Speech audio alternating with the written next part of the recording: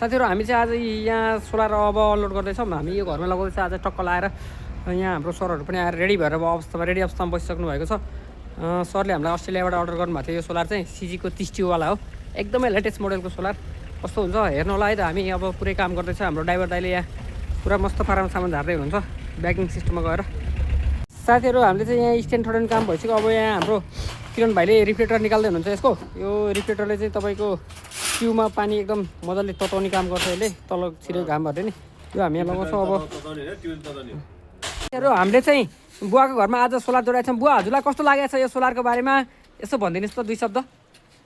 राम्रो हो यो सोलर अहिले होइन, तपाईँहरूले फिटिङ गर्नुभएको सोलर राम्रो ढङ्गको सोलर छ होइन। हजुर, कम्पनीको पनि राम्रो सामान रहेछ, राम्रो लाग्यो। अनि हामीले गरेको काम कस्तो लाग्यो हजुरलाई? चित्त बुझेन के कुरा भयो हामीले गरेको काममा भन्नुहोस् त। तपाईँहरूले गरेको काम यसो हेर्दाखेरि निकै नै चित्त बुझे जस्तो लागिरहेको छ होइन। हजुर, बढी चलोस्।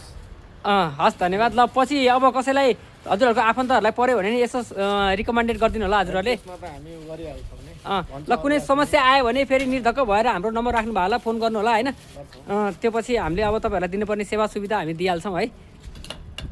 हजुरको विदेशबाट अर्डर गर्नुभएको थियो, हजुरको छोरा हुनुहुन्छ कि ज्वाइँ हुनुहुन्छ? ज्वाइँले भन्नुभएको थियो होइन। त्यस्तै हामीलाई चाहिँ धेरैजनाले विदेश बस्ने साथीहरूले पनि एकदमै माया गरेर गर्नुहुन्छ।